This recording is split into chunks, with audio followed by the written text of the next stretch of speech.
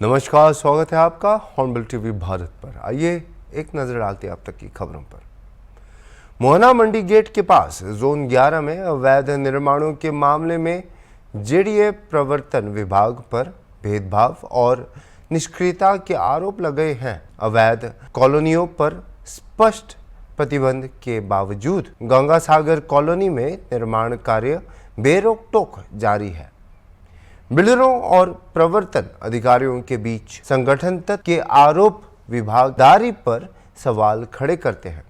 आइए इन सब मामलों पर और इन सब विवादों पर हम स्पष्ट जानकारी लेते हैं हमारे संवाददाता। Hello Kartar. Hello mister Kartar. तो अब जो ये विवादित मामला है जोन 11 पर, जो जैसे हम बोल सकते हैं इलीगल कंस्ट्रक्शन, इस पर अब क्या मामला चल रहा है और आप जरा इस पे स्पष्टीकरण कर सकते हैं? देखिए सर कि ये जयपुर विकास प्राधिकरण में आए दिन अवैध निर्माणों पे या जो सोसाइटी पट्टे पर जो कॉलोनाइजर द्वारा काट दी जाती है उन पर उच्च अधिकारियों द्वारा संज्ञान में मामला आने के बाद कार्रवाई की जाती है। लेकिन ऐसा ही मामला जयपुर विकास प्राधिकरण के अंदर जोन 11 है, जहाँ पर ये आज से 4 साल पहले कॉलोनी काटी गई थी। लेकिन जो उच्च अधिकारी है उनका जैसे ही फेरबदल होता है, यानी कि तब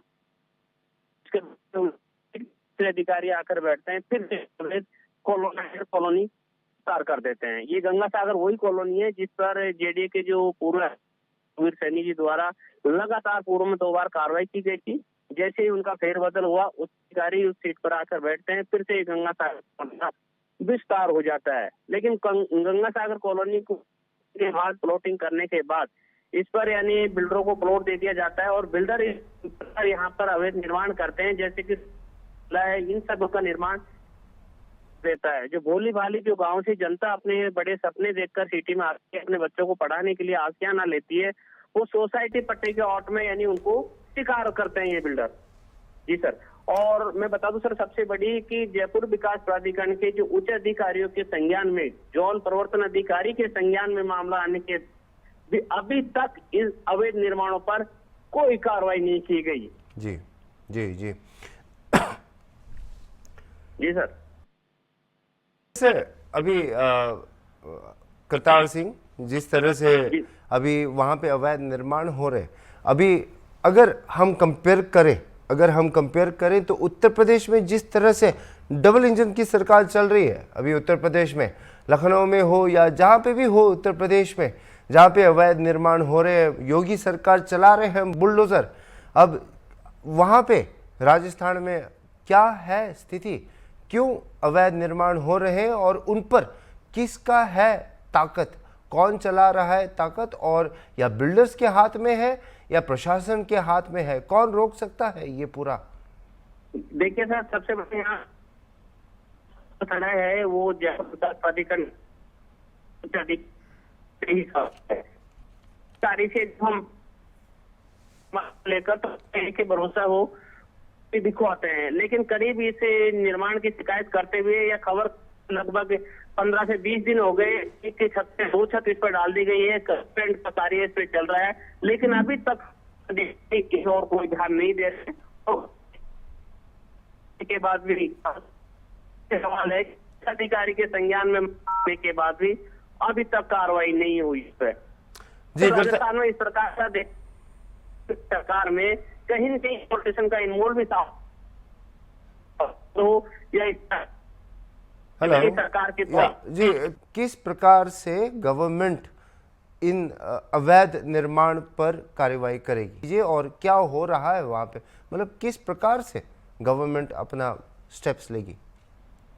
सर, ये अवैध निर्माणों को लेकर लगातार आए दिन जयपुर विकास प्राधिकरण में शिकायतें होती रहती है, लेकिन ना तो जोन यहाँ के जो प्रशासनिक अधिकारी है जयपुर विकास प्राधिकरण के वो ध्यान दे पा रहे, न ही गवर्नमेंट जैसे खबर प्रसारण होने के बाद इस अवैध निर्माण को कोई ध्यान नहीं है, बल्कि यहाँ पर जो गाँव आती है उसको यानी किसी तरीके से जो बिल्डर है या अवैध कॉलोनाइजर वो चंगुल में फंसा लेते हैं और फिर वो उनको मकान भी बेच देते हैं, जिसके बाद में यहाँ के प्रशासन अधिकारी कार्रवाई करते हैं। गांव से जो भोली वाली जनता आई है उसे फंसा लिया जाता है और उनका मकान को तोड़ दिया जाता है। जी जी जी सर। Yes sir.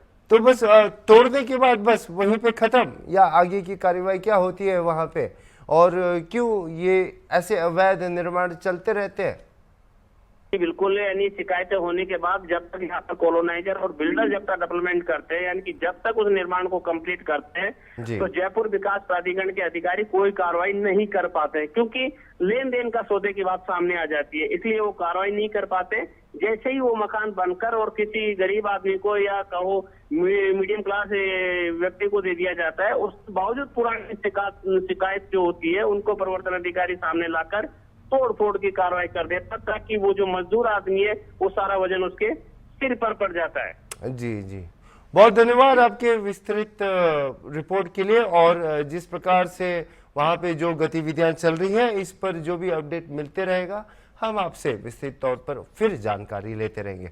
बहुत धन्यवाद हमसे जुड़ने के लिए। उत्तर प्रदेश के कैबिनेट मंत्री आशीष पटेल ने विभाग में प्रमोशन को लेकर भ्रष्टाचार के आरोपों का मामला तूल पकड़ते जा रहा है। समाजवादी पार्टी विधायक पल्लवी पटेल ने आशीष पटेल के बयान पर तीखा हमला किया और राज्यपाल से मुलाकात कर एसआईटी की जांच की मांग की है। इसी बीच उत्तर प्रदेश कांग्रेस अध्यक्ष अजय राय ने भी इस मामले पर बयान दिया है। कहा कि अगर मंत्री आशीष पटेल ने भ्रष्टाचार किया है तो मुख्यमंत्री योगी आदित्यनाथ को उन्हें मंत्रिमंडल के बर्खास्त करना चाहिए। इस मुद्दे पर हॉर्नबिल टीवी ने अजय राय से एक खास बातचीत की है, आइए देखते हैं।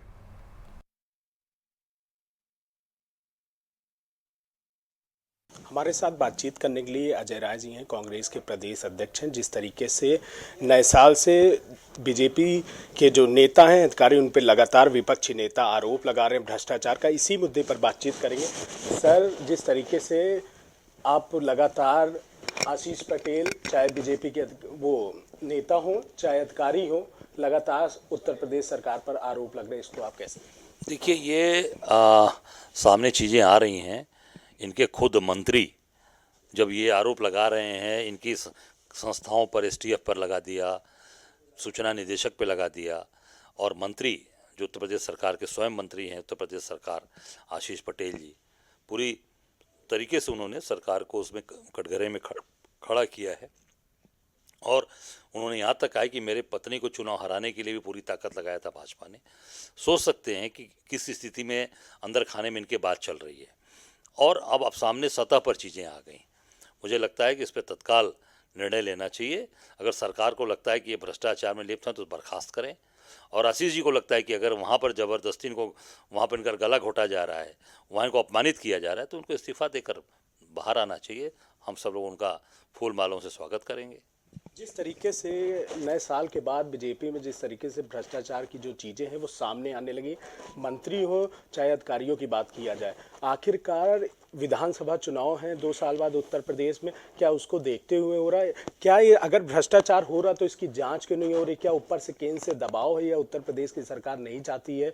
जिस तरीके से आशीष पटेल लगातार बयानबाजी कर रहे हैं, तो कहीं ना कहीं ये देखने वाली बात है कि दबाव है, लगातार भ्रष्टाचार की बातें पक्ष विपक्ष के नेता उठा रहे, लेकिन अभी तक कोई कार्रवाई नहीं हुई, ना इस्तीफा दिया गया। तो ऐसे क्या है? देखिए, ये केवल एक आशीष पटेल जी की बात नहीं है। भाजपा में दर्जनों लोगों की लाइनें लगी हैं जो भ्रष्टाचार में लिप्त हैं। अभी घर घर जो नल आई है जल योजना, उसमें 31,000 करोड़ का घोटाला है। और सारी कंपनी कौन है? सब गुजरात की कंपनी है, सब गुजरात की कंपनी है। 31,000 करोड़ का घोटाला है, उसमें कई अधिकारियों की मृत्यु हो गई है। आप देख सकते हो, अभी सुल्तानपुर से लेकर कई जगह ऐसा आया जिसमें लोगों की उसमें मृत्यु हो गई। और ये अभी प्रयाग में महाकुंभ शुरू होने वाला है। सब काम किसको दिया? गुजराती कंपनियों को दिया है। सब गुजराती कंपनी काम कर रही है वहाँ। हमारे लोगों को इजराइल भेज रहे हो, हमारे लोग इजराइल कर रहे हैं। योगी जी की इजराइल भेज दिया, बहुत काम मिल गया। और गुजरात के लोगों को ला के अब यूपी में काम दे रहे हैं। सारा का सारा काम आपने ठेका दे रखा है प्रयागराज में। वहाँ की लेबर से लेकर और सारे कर्मचारी तक जो है यहाँ के गुजरात के लोग काम कर रहे हैं। ये क्या है? ये हमारे उत्तर प्रदेश के लोगों का अपमान किया जा रहा है, और उनको इजराइल भेजकर आप उनको पूरी तरीके से युद्ध में झोंक रहे हो। आप अपने लोगों के प्रति संवेदनशील नहीं हैं। आप गुजरात के लोगों को यहाँ लाके बसा रहे हो। अगर योगी जी में थोड़ा दम है तो गुजरात के लोगों को भेजे ना इजराइल, भेज दें जरा काम करने के लिए। 11 जनवरी को अयोध्या में वर्षगांठ है राम मंदिर, क्या जाएंगे? कोई बीजेपी के जो नेता हैं वो लगातार कहते रहते हैं विपक्ष के नेताओं को गंगा में नहाना चाहिए, पाप धुलना चाहिए, तो क्या आप लोग पाप करते हैं क्या? नहीं, मैं इतना ही कहना चाहूँगा, जो भाजपा के नेता हैं शायद उनको अंदाज़ा नहीं है कि हम लोग गंगा मैया के किनारे वाले हैं।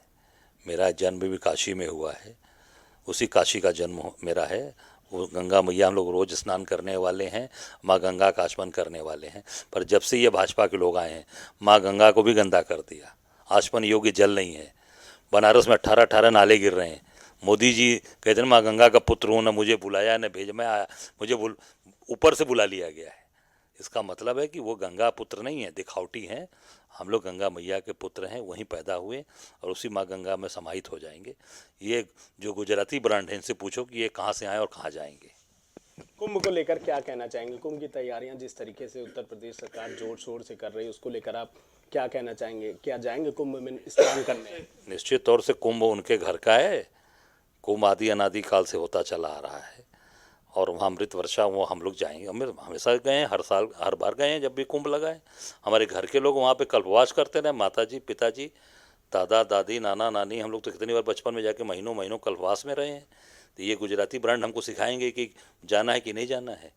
हम लोग महादेव के भक्त हैं, हर हर महादेव हर हर गंगे होता है काशी में। जाएंगे और पूरी तरीके से कुंभ में स्नान भी करेंगे और माँ गंगा का जल आचमन भी करेंगे। क्या कहना चाहेंगे? 18 दिसंबर को जिस तरीके से आप लोग ने प्रोटेस्ट किया था, विधानसभा का घेराव करने की कोशिश की और काफ़ी हजारों की तादाद पे लोग कार्यकर्ता आए थे, उसमें एक कार्यकर्ता की मौत हो गई। उसके बाद जांच चल रही थी, आप बयान देने गए थाने, क्या बयान हो गया? आगे क्या जांच क्यों रुकी है, क्यों धीरे चल रही है? क्या अभी तक DVR आप लोग ने दे दिया था, तो उसके बाद क्या वीडियो फुटेज शो नहीं किया गया? अब ये सारी बातें तो प्रशासन को हम लोगों ने, जो मैं स्वयं जाके थाने में बयान दिया, प्रदेश अध्यक्ष जाके बयान दे रहे हैं, सभी लोग जाकर हमारे के कार्यकर्ता दे रहे हैं, जो बाकी उनको सबको भेजा जाएगा, सब बयान देंगे। उसमें सारी चीज़ें सामने आनी चाहिए कि असलियत क्या है।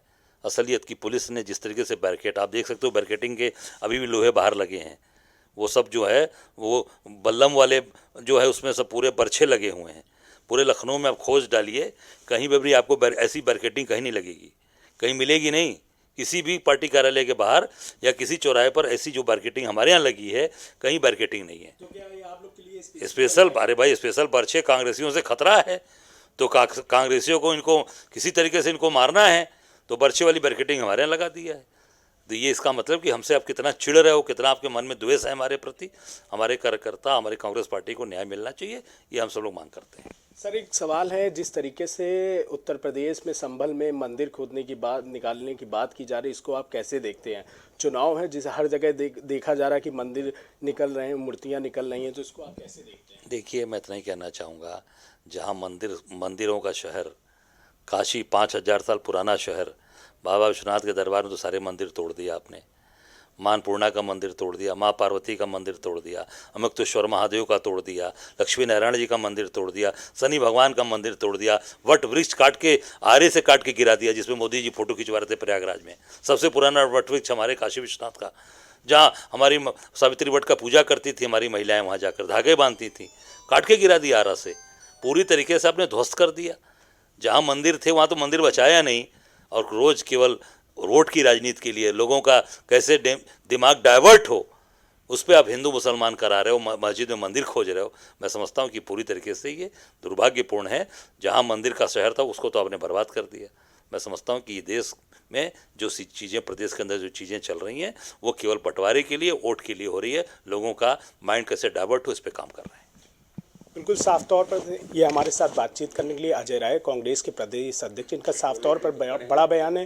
कह रहे हैं कि उत्तर प्रदेश की सरकार युवाओं को इजराइल भेज रही, युद्ध में शामिल कर रही, और जिस तरीके से कुंभ में उत्तर प्रदेश में विकास हो रहा है, तो गुजरात के लोगों को टेंडर दिया जा रहा है और उनसे काम कराया जा रहा है। वीडियो जर्नलिस्ट विजय के साथ निहाल पांडे, हॉर्नबिल टीवी, लखनऊ। सुल्तानपुर में आज NTA परीक्षा के दौरान एक और मुन्ना भाई पकड़ा गया। यह 2 दिनों से तीसरी गिरफ्तारी है, जब शनिवार को 2 अन्य व्यक्ति भी इसी तरह की धोखाधड़ी के आरोप में पकड़े गए थे। आजमगढ़ के अवध बिहारी पांडे को केंद्रीय विद्यालय अमहट में राम सुमेर सरोज के नाम पर परीक्षा देते हुए रंगे हाथों पकड़ा गया। निरीक्षण टीम की शिकायत पर पुलिस ने आरोपी को गिरफ्तार किया, जिसने 15,000 में परीक्षा देने की बात कबूल की। इस घटना ने परीक्षाओं में बढ़ती धोखाधड़ी पर चिंता बढ़ती दिखाई दे रही है और पुलिस ने इस मामले को कानूनी कार्रवाई शुरू कर दी है। क्या नाम है आपका?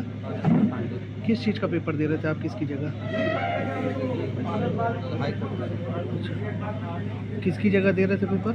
राम सुमेर के अच्छा, कहाँ के रहने वाले आप? इधर रहने वाले हैं आजमगढ़। मतलब कैसे दूसरे की जगह कैसे पेपर दे रहे थे? हाँ कितना लिए थे, क्या पैसा लिए थे आप एग्जाम देने के लिए? 15,000 रुपये। सर एक मुन्ना भाई पकड़ा गया है, क्या है पूरा मामला नगर कोतवाली में? आज केंद्रीय विद्यालय अमाट में सेकेंड मीटिंग में परीक्षा चल रही थी। इसमें बायोमेट्रिक अटेंडेंस ली गई। उसके आधार पे एक अवध बिहारी पांडे जो नेपुर थाना जहांगंज आजमगढ़ के थे, उनको टीम ने अरेस्ट किया। और राम सुमेर सरोज जो प्रतापगढ़ के रहने वाले, उनके स्थान पे परीक्षा दे रहे थे। इन पे परीक्षा अधिनियम और फ्रॉड की धारा में मुकदमा पंजीकृत किया गया है और आवश्यक विधिक कार्रवाई की जा रही है। कल भी कुछ लोग पकड़े गए थे। जी हाँ, GD गोयन का स्कूल कोतवाली नगर में और थाना कादीपुर में एक आदमी को पकड़ा गया था और मुकदमे पंजीकृत हुए हैं। मिर्ज़ापुर के मजबा प्रेम का पूरा गांव में रविवार शाम एक नहर के पास प्लास्टिक की बोरी में कटे हुए मानव अंग मिलने के हड़कंप मच गई। यह बोरी एक ऑटो सर्विस सेंटर के कर्मचारी ने उठाई, जिसकी असामान्य वजन के कारण उसने उसे खोलकर देखा। पुलिस को सूचित किया गया, जिन्होंने अंगों को कब्जे में लिया और प्रारंभिक जांच में पाया गया कि अंग सर्जरी से कटे गए लगते हैं। पुलिस ने मामले की जांच शुरू कर दी है और फॉरेंसिक परीक्षण जारी है। ये 7 बजे देखे हैं? 7 बजे हम देखे रोड पर। हाँ, तो मैकेनिक आए, पैर से इसको मारे तो हम देखे, वजन लगा हम कि क्या है, उसको देखे तो मुझे लगा मछली किसी का गिरा हुआ है। अच्छा। हाँ, तब से मछली को लग रहा कटवाटा के ले गया होगा। जब देखे फिर अंदर भारी सामान दिखा तो फिर हम कहे कि 112 को फ़ोन किए। नहीं, ठीक सही। महाकुंभ से पहले उत्तर प्रदेश पुलिस शारीरिक सुरक्षा और साइबर अपराधों से बचाव के लिए हाई अलर्ट पर है। डीजीपी प्रशांत कुमार ने साइबर स्पेस की सुरक्षा और लोगों में जागरूकता बढ़ाने के लिए सख्त कदम उठाने पर जोर दिया है। आइए एक विस्तृत नज़र डालते हैं इस रिपोर्ट पर। इस महाकुंभ का नारा ही है कि दिव्य भव्य और डिजिटल को। इस चीज़ को की जो परिकल्पना माननीय प्रधानमंत्री जी और माननीय मुख्यमंत्री जी ने की है, उसके लिए विशेष तैयारियां की गई हैं। जो हमारा साइबर स्पेस है उसको पूर्ण तरीके से सिक्योर कैसे किया जाए, इसकी बृहद तैयारियां की गई हैं। हम लोगों ने साइबर स्पेस की पेट्रोलिंग के लिए तकनीकी संस्थानों के साथ MOU किया है। कुछ प्राइवेट तकनीकी एक्सपर्ट भी हायर किए हैं जो हमारे साइबर स्पेस को सिक्योर कर रहे हैं। साथ ही साथ जो हमारी अपनी साइबर टीम है वो भी राउंड द क्लॉक काम कर रही है।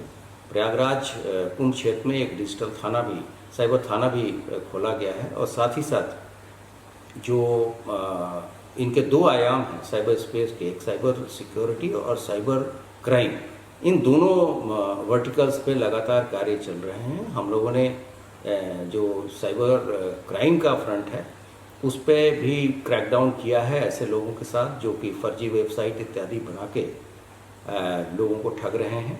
इसके लिए एक विशेष मूवी भी हम लोगों ने एजुकेशन के लिए लॉन्च की है अपने यूपी पुलिस हैंडल से, जिसमें ऐसे सभी जेन्युइन साइट्स का विवरण उसमें है, उपलब्ध है, जहां से कुंभ में ली जाने वाली सारी सुविधाएं दी जा सकती हैं और उसके बारे में सारे इन्फॉर्मेशन उस लिंक पे अवेलेबल है।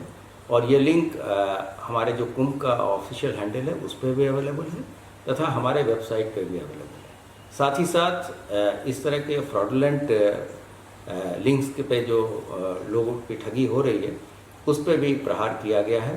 हम लोगों ने जो डिजिटल वॉरियर का एक नया कंसेप्ट लॉन्च किया था कुंभ के लिए, उसके भी काफ़ी सुखद परिणाम आ रहे हैं। हम लोगों को लगातार एजुकेट कर रहे हैं और शैक्षणिक संस्थाओं का कि में जो बच्चे हैं उनका लाभ ले रहे हैं और साथ ही साथ उनको हम अपने डिजिटल वॉलंटियर जो पहले से कार्य कर रहे हैं उनके साथ जोड़ रहे हैं तथा सभी सोशल मीडिया प्लेटफॉर्म्स का फ़ायदा उठाकर हम इन चीज़ों को ज़्यादा प्रचारित और प्रसारित कर रहे हैं, जिससे आने वाले श्रद्धालुओं के साथ किसी तरह की कोई साइबर क्राइम की घटना न हो।